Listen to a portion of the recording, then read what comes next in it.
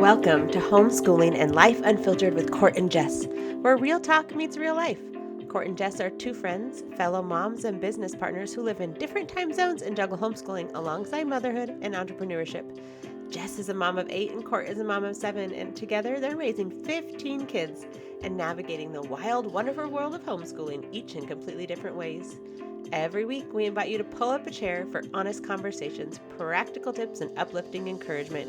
You'll hear from moms across the country who are homeschooling in a way that works best for their families. Whether you're a veteran homeschool mom just getting started or somewhere in between, this is your space to feel seen, supported, and inspired. Because no matter how different our paths may look, we are all in this together. Hey everyone, welcome to Homeschooling and Life Unfiltered with Court and Jess. Today, gosh, there's a dog back there going crazy. We just like kicked the phone. Remember? Oh my gosh, this is real life. Planning next year without losing your mind is what we're talking about now in spring. Like, I'm not sure why, but the second April hits, everyone's like, what about next year? What am I gonna do next year? It's everywhere. It's all over social media. It's all over in every conversation I have with any mom. What are you doing next year? What do you plan next year? Like, holy cow.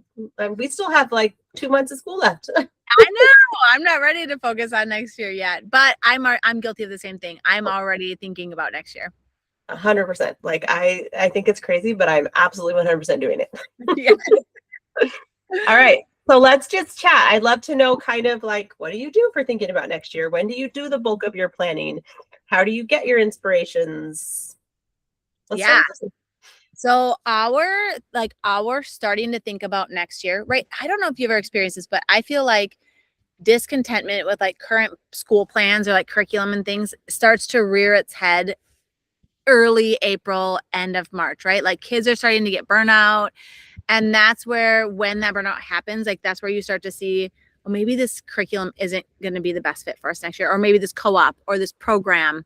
Mhm. And so we had a little bit of that this year where it just felt like we got that renewed push after Christmas break, but then our enthusiasm died out a little bit early this year. And that caused us to really reflect on like, okay, do we want to do the same co-op again? Do we want to stick with this curriculum? Do we want to change something up? And so our conversation started probably mid-March, a little bit earlier than normally it does. And it was fueled by one child in particular who's a little discontented with her current homeschool co-op and curriculum. And so I think child interviews is kind of what I'm getting to, is the big one for me. Those regular check-ins with the kids of, hey, how's it going? You know, watching their demeanor around schoolwork. Are they starting to push back? Is the struggles just too real to fight with them every day to do school? Like, those are some of the red flags for me. And then they kind of get my wheels turning, and some discussions started, about this time. Usually, like I said, it was a little early for us this year, but about this time we're starting to talk about, okay, do we want to do the same thing next year? Yeah. Well, some of it is kind of like forced upon us, right? So like our co-op, we had to decide. Yes. We had to decide if we're continuing next year, or if there's the right? Like, so some of it is kind of pushed on us. Like, we have to figure out what we want to do, whether we really want to or not. We had to make our decision about co-op a couple of weeks ago. Yes. Our renewal forms came out a couple weeks ago too. And I am blessed with such a wonderful director. She knows that I won't make a commitment this early. So she's like, hey, do you think you're going to come back? She asked me this week, do you think you're going to come back? Or it was last week. She's like, and she's made some comment about like, I know you might not get your form right into me. I just kind of want a heads up. And so I'm blessed with a director who's super understanding that my personality is just that I'm still in this school year mode. I cannot make a decision for next year yet. So I'm, like I said, super, super blessed to have an amazing director of our co-op. That's so funny. Yeah, I did. Well, because my original answer was yes, absolutely. We're totally coming back. And then, things happened and we're kind of like, well, wait, what if we don't? Like, what if we take a break from a year? Like, next year is, it's kind of like a gap year for us. So my kids have always done like the tech high school. I know we've talked about before. Well, next year will be the first year I have a break. Like, we don't have anybody in the tech high school because Rory's only a sophomore. And so I was like, oh, we should take advantage of this and do like something different, right? Because once they get to that, junior, senior year, pretty much out of our homeschool, like our everyday homeschool. Like they're really doing their own thing. They're off. They're not part of family school anymore. And I was like, well, this is like our last year. And so we are going to take a break from co-op, which is, I don't know that I've done in as long as I can remember. I've never done that really. And so, anyways, I'm kind of like nervous about it. Honestly, I'm nervous about it for me because you guys, I do co-op for me, for friends and for like adult interaction. And like, just, there's a lot of camaraderie that happens. And so I was actually talking to the co-op and I was like, so what if we just did like a mom's, like they come to mom's night and you get to go to the retreat and you still have like that little piece, like let us pay dues for the mom stuff if we can't contribute to the thing. And so I'm still going to work on that. Nice. But because it's like there's a lot of value to that, not just for our kids. Like, we're there for us too. Absolutely. And don't you find like for me, if I have to answer for co-op right now, it's a no. And so that's also part of why I don't respond right away. And they're gracious enough to allow that for me. Because I feel so oftentimes, I mean, I feel a little burned out by the time we get here. So I know like I just need a minute to like process the school year. Co-op just ended last week. And now I just need a minute to say, okay. And then I'm always excited and ready for it at the beginning of the year. Are you worried at all that you might get to the beginning of the year where you've had several months without co-op that you'll change your mind? Oh yeah, we're changing my mind. Like I'm not, because I committed to not, but I'm already like, wait, what did I do? Like, are we sure that? And I told him like, I only want to take 1 year break. Like I'm coming back. Like please save my spot, because ours is like you have to apply and like it's a process. Like not everybody gets in because it's limited anyway. So, oh no, the second I agreed to it, just that like we're gonna do this field trip year, that I went back and went, wait, is that what we really want to do? I don't know if I really want to do that. Oh, I love it. Well, the good thing is, and I always like to remind my friends who are just starting out about this, is that you're making 1 year decisions, right? Nothing is permanent. You can change your mind. You can make a 1 semester decision about a lot of things, but at most you're making a 1 year decision. You can change courses at any time. And that's part of the beauty and about the flexibility of schooling from home. Yeah, I love it. Okay. So, I forgot what we were kind of like talking about. Like what was our actual, like we kind of digressed a little bit about. We did. So like that. Other things that I would say that we do. Yeah. Other things that we do. So we kind of have that first triggering moment of like, okay, evaluating what happened or didn't happen, which happened, and how well it went, which Courtney did an amazing training on, and we're going to do that part of our podcast soon. And coming up in a few weeks, we're going to reshare that, kind of like how to evaluate your year. Yes. But I have a love-hate relationship with YouTube. So, but I think it's really valuable to watch other day in the life videos of homeschooling parents, and then curriculum reviews. So I really value, I find value in finding time to go on there and start looking at other ideas. So one of the things I'm going to do is go on and look at more like family school, morning time, basket ideas, based on our last podcast. I shared with you guys, I was not very successful at that this year. So going to kind of research ideas and see what would be helpful. Yeah, go ahead. I have a book for you to read. Oh, all right. Shocking. I know, I'm just looking at my bookshelf and I don't see it. It's by Pam Barnhill and it's all about morning time. Okay, I have not read this book, but I have seen it. I must have lent it to somebody. Called Morning Basket or something? Maybe something like that. Okay, but Pam Barnhill. It's fantastic, but it's full of tons of ideas. Okay. In fact, I should reread it because it had so many great ideas, like adding in like Mad Libs, like a little grammar practice, but it's so fun. Like I hadn't done that before. Or the fallacy detective, like that was one we should go back to. Like I haven't done that one in a while. Just it had so many incredible ideas and it was so inspiring because she interviews like a bunch of different people and like how they do their morning times. That's so cool. Yeah. Okay. I love that. The other things that we do, and Courtney and I actually been talking a lot about this lately, is conferences. There's so much value in going to conferences.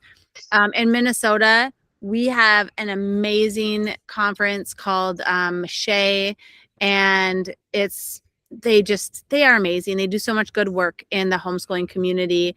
And so it's one of my favorite conferences to go. And with having the baby, we haven't gone in a couple of years. And so I'm excited to try to get to that one this year. When is it? When are yours? Ours is I think it's the last, it's one of the last weeks in May.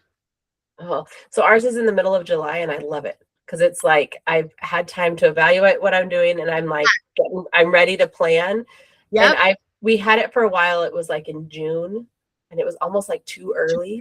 But Yeah. then I've seen some that are in August and September, and I'm like, well, that's too late. It's way too late. Yeah, I agree. We were just looking at a homeschool conference together, Courtney and I, and we saw one in September, and we both were like, whoa. How did you do that? But I think Yeah. I've seen some in March also, which to me, that's like too early. A little too early. Yeah, I agree. Yeah. Okay, really fast. I looked up the book. I was wrong on the title. It's called Better Together. Strengthen your family, simplify your homeschool, and savor the subjects that matter most. Love it. That's awesome. So anyways, it was really good. I should reread it. Somewhere in my house I have it, or I lent to somebody. I do that. I've always said, like, I have so many books, you guys, I should like have a checkout system and like write down who borrows my books, because half the time I'm like, it's somewhere. Somebody has it. So there's a great app, and it's called, I don't know if I'm saying this right, but Labib. Have you ever heard of this? And you go in, and so we have it. So I've been slowly working on adding all of our books, but like you can see, it's kind of hard to see, but these are all of our books. And you catalog them, and then to add that, you just hit the little add button, and it's got a QR code, and you just scan the QR or the barcode on the book, and it creates a library. And I wonder if that would be a good way to like track borrowing it. So I have an app like that. I'm trying to remember what it was called. Some kind of bookshelf app. Yeah.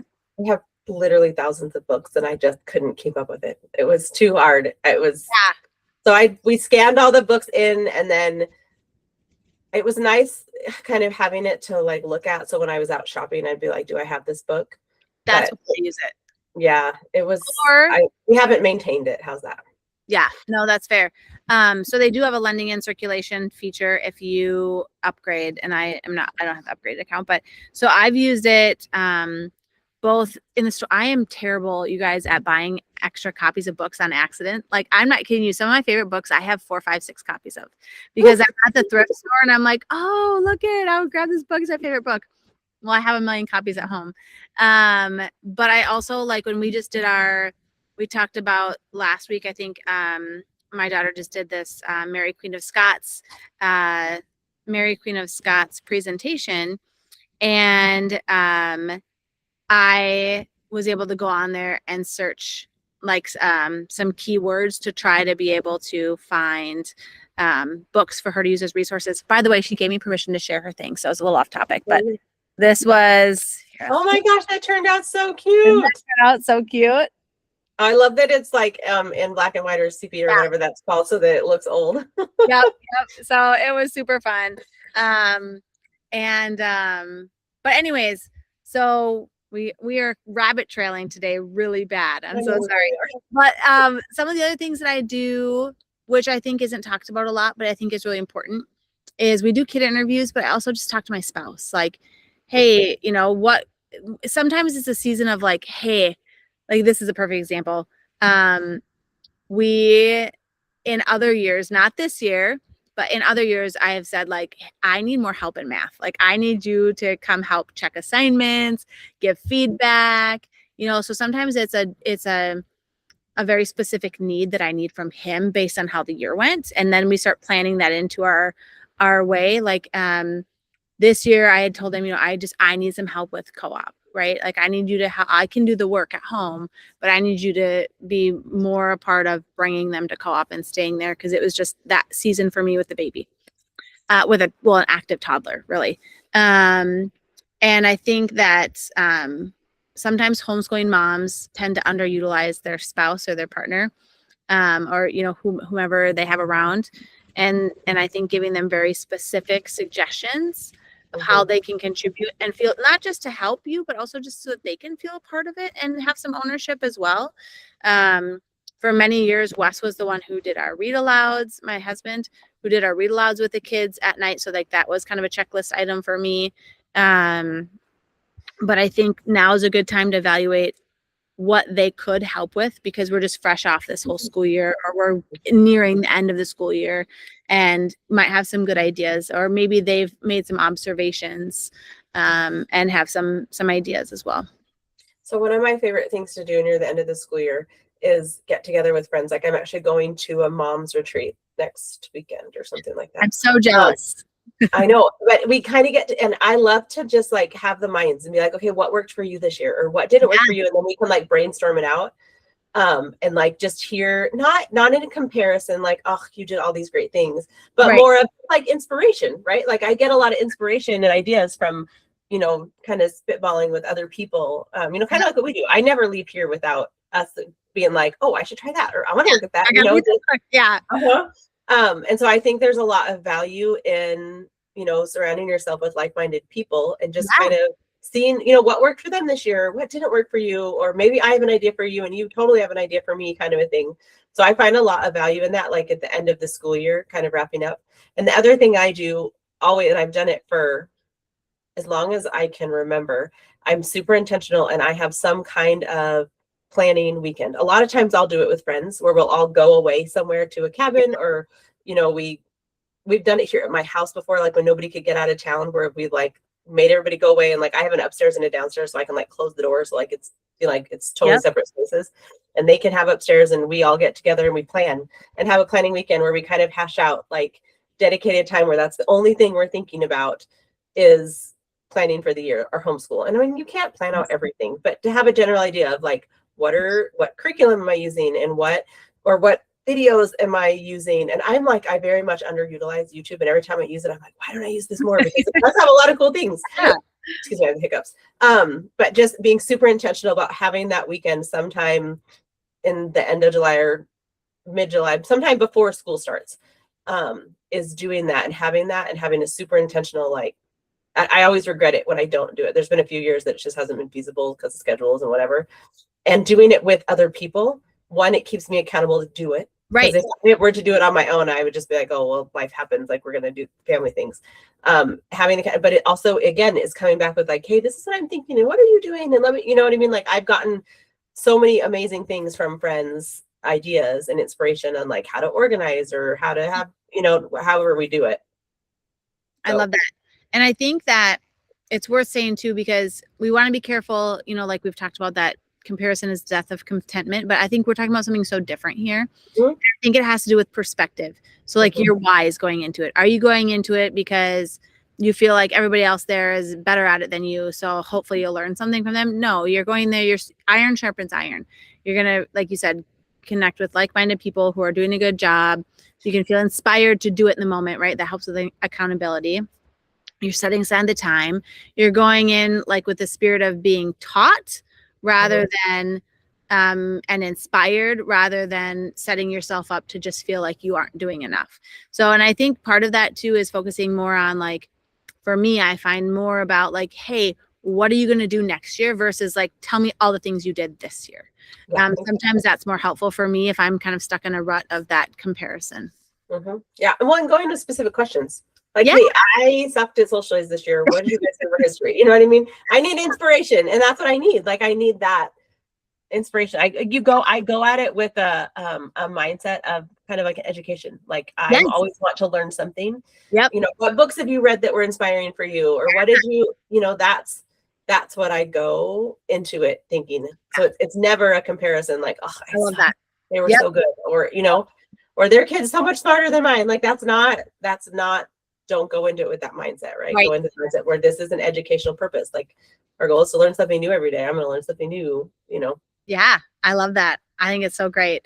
You actually just have my wheels turning about, like, maybe I should just be bold and put out there on Facebook, hey, you know, what are my local homeschooling mom friends want to do a planning weekend? So yeah, I've totally done it before, because I've known that, like, I just do better in a group, or I do better with other people. And so I'll just put it out. We have a group me. I'm like, hey, I'm planning this weekend. Like, it doesn't work to leave, but I'm going to be home at my house Friday at 5 to, you know, Saturday at whatever. Yeah. Come, and normally we'll like go get food, and we normally do like a Friday afternoon, like from lunch on, and then like an all day Saturday thing. That's awesome. Yeah. And if we go out of town, normally we'll leave on Thursday. So we'll have all day Friday and all day Saturday. That's awesome. And this year, are you guys going out of town, did you say, or you're staying in town? I haven't been that far in advance. I will say my other thing about it is I need a little time to like decompress at the end of the year. Like I cannot just jump in May and plan for next year. I need that like June brain detox until I take a step back from it and then like reevaluate in July. Like I normally do that kind of the wrap up thing that I was talking about. I normally do that at the end of the school year when it's still fresh on my mind. Like, what did we do? What did we, answer those questions? But then I just kind of like poof, take a step back. And then in July, I'm like excited and ready to go again. Yeah, I love that. That's the same. I think now is a good time to start doing some of your evaluation. Again, the training Courtney's going to share with us is so fantastic, but it's time to do your evaluation, start making some little notes. But I'm not doing any serious planning until a little bit later in the summer too. Yeah. I wonder if we should put that next. Let's put the. Yeah, I think that's a good idea. Yeah, so we'll do it for next week's thing. It's just kind of like how to review your year and just evaluate what you did to kind of give you a really good. It's nice to do it when you're still in school, just because it's fresh on your mind. Yeah, right. Absolutely. You're gonna be able to answer the questions with like, oh yeah, even if you're just thinking like, what did we do last week? I find it super helpful to do before my mind completely shuts off and do. Right, you block everything out from the year. So it does. Like I just need a detox sometimes. Just like, okay, we cannot think about anything. I just can't. Even though I still do a little school in the summer, but as far as like planning and like thinking ahead kind of a thing, it's like I think that's my biggest thing is just kind of brainstorming. It's just, to me, the end of the school year is just all about brainstorming and like just talking and like getting ideas from people and reading the books. Or I miss blogs. Like I used to love reading blogs, right? And sometimes I'm still a Pinterest person. I will totally go on Pinterest and be 100%. Like 100%. I love Pinterest. Mm-hmm. I never thought to honestly, like I've never once gone on YouTube and been like, love it, show me your curriculum. I've never done that before. I never thought about it. It's so good. Yeah. So, or like a day in the life with your like high schooling homeschool student or your fifth grader, or I mean there's I find so much value in those day in the life videos. It just gives me like ideas, and then also helps you just feel normal about some things too. Like, oh, look at, they struggle, like that mom is also not dressed at 10:30 in the morning yet, so it's kind of nice. I love it. Okay, that's awesome. All right, so next week, let's put the kind of how to review your year. And then what we'd like to do is we're going to do a little series about what are the curriculums that we've used and tried over the years, right? Because there's a lot of value when you're evaluating, just kind of learning about different curriculums. So we're going to just pick a subject each week for the next 4 weeks and just chat about what we've used, because we are very similar, but we are very different. So we have used a lot of different curriculums. A lot. We don't have a lot of overlap, I don't think. Just in like casual talking. We really don't. I don't think we do. Yeah. So anyway, so it'll be interesting to see. And honestly, like it changes per kid, right? So there's a lot of different curriculums that we can chat about, just because every single one of my kids does not always use the same thing. So or the season changes where I'm not able to give as much one-on-one support with a baby as I was 3 years ago. True that. All right. So that's exciting. I'm excited about our next little bit. It will kind of help us all get our creative minds thinking for planning for next year. So I love it. Awesome. All right. Have a great week, everybody. We will see you next week. Bye.